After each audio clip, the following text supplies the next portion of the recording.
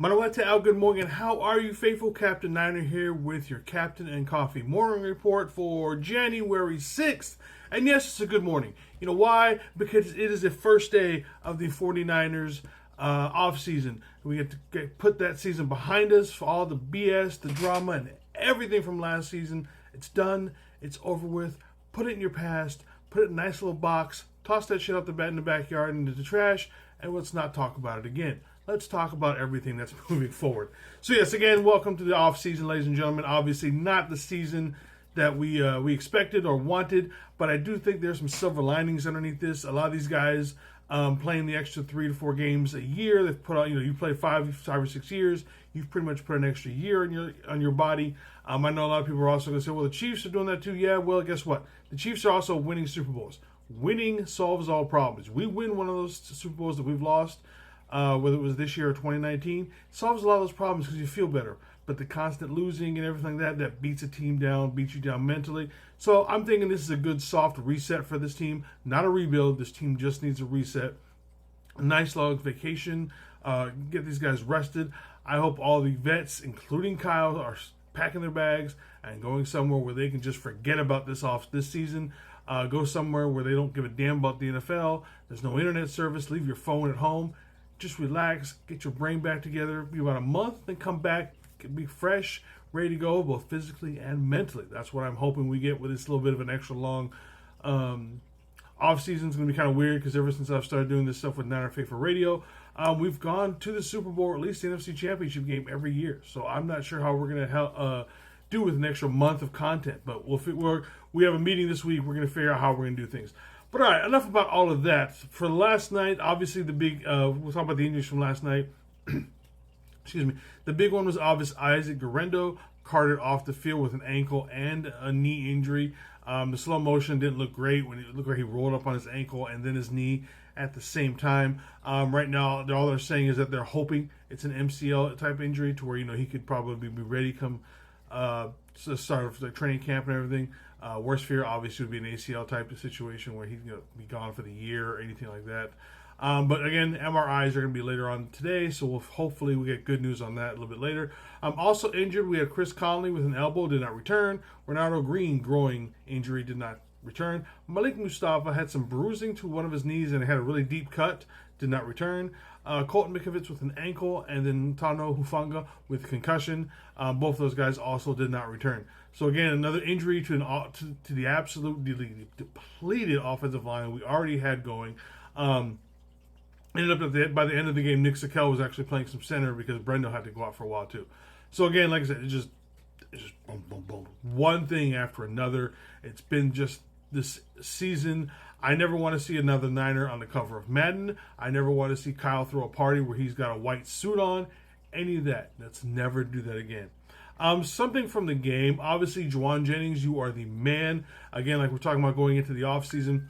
Unfortunately, Jauan Jennings did not get his 1,000 yards receiving. He got to 975.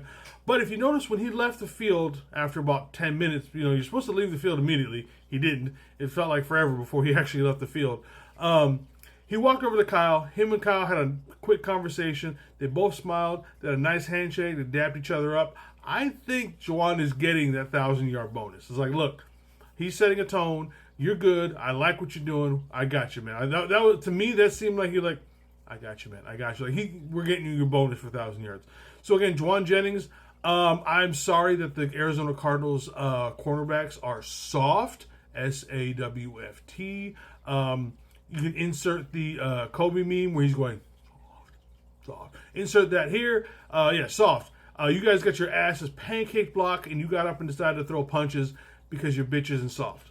Sorry, that's the way that comes across with that stuff. You're soft. You got pancake block. Jauan Jennings, thank you for setting the tone going into the offseason. That's the kind of stuff that we need moving forward. Again, in a mostly meaningless game for anything, Jauan Jennings is setting the tone for next season already.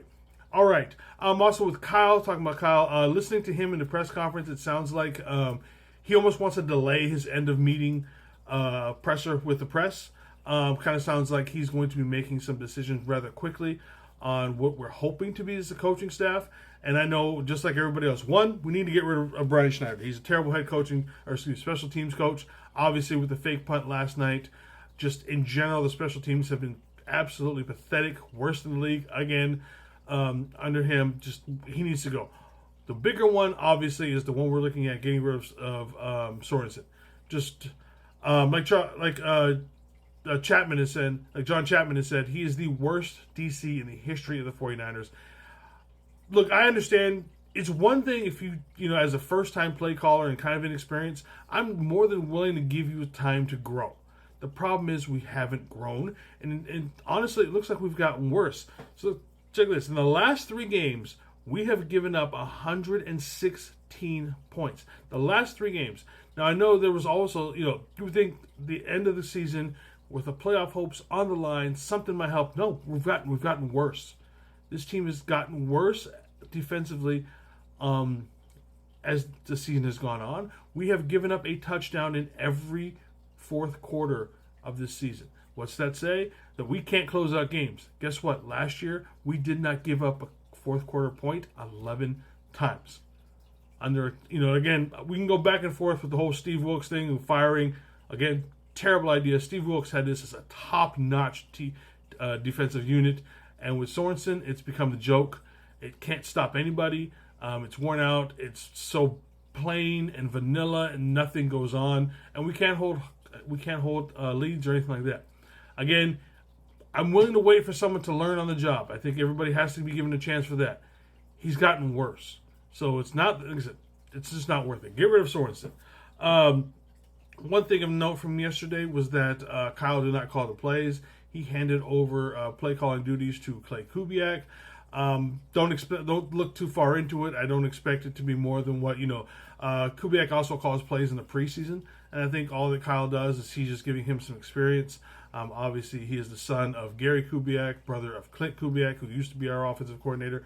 He's just giving him some experience. At some point, maybe he's going to move up to actually being a full offensive coordinator, to where he actually has play calling duties.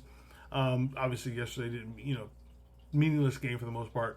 Don't look too into it. I expect Kyle to be fully calling plays next year. Would I love to see an OC? Yeah, not necessarily an OC to play calls per se, but I would love to see an OC who has more input in general, kind of like a Mike McDaniel who he did here. Last thing, again, faithful, it's the offseason. We have 118 days until the San Francisco 49ers select tackle out of Texas, Calvin Banks, with the number 11 pick. I don't know if that's true or not, but that's who I'm wanting with our 11th pick. I want a tackle, offensive lineman, anybody who is that fixes any sort of issue on this team instantly is who I want us to pick at number 11. Hell, I'm even thinking maybe we could draft up.